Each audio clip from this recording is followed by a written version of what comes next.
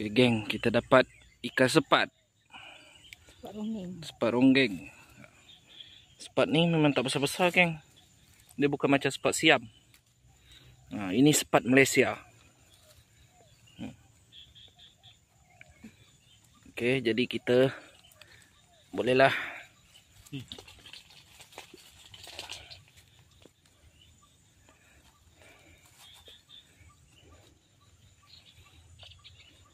masukkan ni boleh buka bawah dia.